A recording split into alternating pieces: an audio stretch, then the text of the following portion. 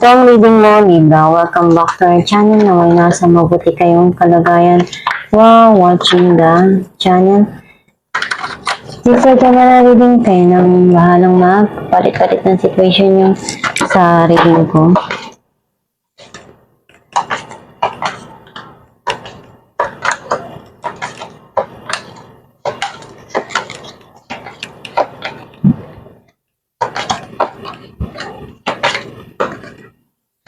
At the bottom of the deck, the Empress.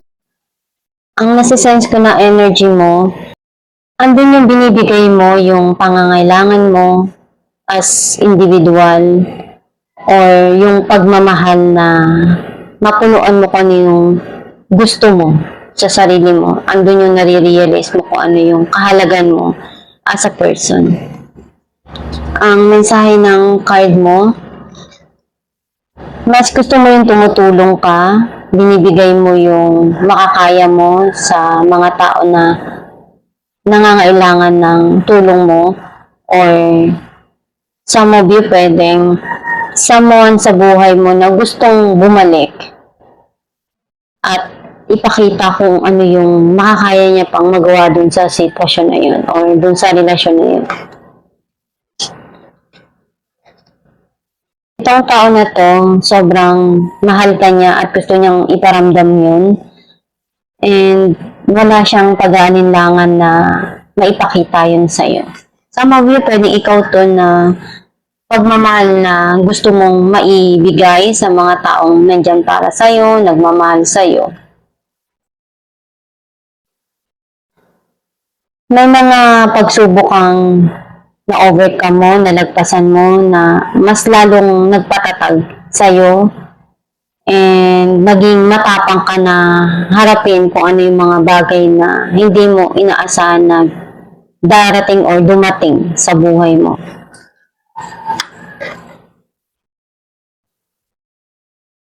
Nagkaroon man ng end dun sa sitwasyon na yun kasi hindi nagkaunawaan, nagkaroon ng something na magulo. And unti-unti naman na nagbabago, nagkakaroon ng transformation na nag-lead to new beginning sa buhay mo ngayon. You're trying to balance kung ano yung mga dumarating sa buhay mo, and nagkakaroon na ng clarity sa iyo ngayon lahat, yung mga nangyari sa past or dun sa mga nararamdaman mo. Sometimes you feel sad dun sa mga hindi mo nagustuhan na dumating sa buhay mo, and ikaw lang yung makaka-release din dyan sa mga nagpapagulo o nagpapalungkot sa puso mo. At pinupunuan mo yung pagmamahal na kaya mo na maibigay sa mga taong andyan sa'yo or sa sarili mo. Some of you, pwedeng someone is trying to give you a proposal. May darating dito na new beginning sa ideas, communication, and clarity na hindi mo inaasahan. Narito natin ang Six of Cups. Two of Wands and King of Cups. May mga plano tong tao na to na gawin kasi gusto niya talagang bumalik sa buhay mo at ipakita yung pagmamahal na nararamdaman niya. Narito natin strength. King of Pentacles and the Star.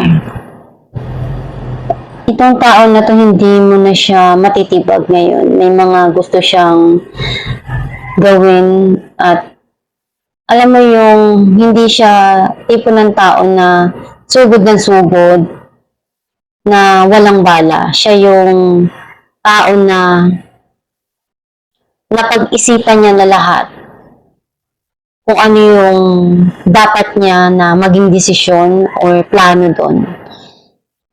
Umaasa siya na one day na mabigyan siya ng chance Some of you, pwedeng ikaw to na ginagawa mo lahat ng makakaya mo para mapaunlad yung financial mo. Ngayon, mas sure ka na kung ano yung gusto mo pa na ma-achieve sa buhay. Clarify natin ang justice. Five of Cups and the Sun. May mga panghihinayang na nangyari dito, pero mas gusto mo na harapin kung ano yung magiging masaya ka. Naghihil na lahat ng nangyari sa nakaraan and okay ka na, kumbaga naibabalance mo na lahat. Clarify natin ang Two of Cups. Three of Cups and the Hierophant. Alam mo kung ano yung makakabuti para sa'yo. You need to go outside, relax, and chill. Kailangan mo rin na makipag-usap, lumabas at makipag-bonding sa mga mahal mo sa buhay, kaibigan. And some of you, pwedeng meron celebration na darating dito. Marriage, proposal, engagement. Clarify natin ang King of Cups. Nine of Swords and Five of Cups. Nalulungkot siya dahil may mga panghihinayang na nangyari. Nararamdaman niya na andun yung gulo sa kanyang isipan ngayon. And may mga memories siya na hindi niya makalimutan together with you. Clarify natin ang death. Queen of Pentacles and Queen of Pentacles. Alam mo na ngayon kung ano yung bibigyan mo ng attention. Andun yung healing and also yung financial mo na iniisip mong mag-grow. Diba? Some of you nakikita ko na nagiging maganda yung pasok ng income. Nagiging, kumbaga, nagkakaroon ng changes na maganda sa financial, nagiging okay lahat, nag-heal yung nararamdaman mo at the same time yung pera na dati hindi mo inaasahan na darating yung magiging okay pala lahat. Clarify natin ang Nine of Swords. Eight of Cups and Justice. You try to move on, kalimutan yung mga hindi maganda sa nakaraan na nagpalungkot sa puso mo. And may mga clarity dito na binibigay sa'yo or dumarating sa isipan mo ngayon. Clarify natin Ace of Swords. The Hierophant and Knight of Swords. May parating dito na someone na gustong makapag-usap sa iyo. Pwedeng pag-uusapan yung marriage. Some of you, pwedeng alam mo na kung ano yung makakabuti para sa iyo. May mga clarity na dumarating sa iyo ngayon. Nagkakaroon na ng linaw kung ano yung mga gusto mo ngayon sa buhay mo and ideas. Alamin natin kung ano mensahe ng yung gabay.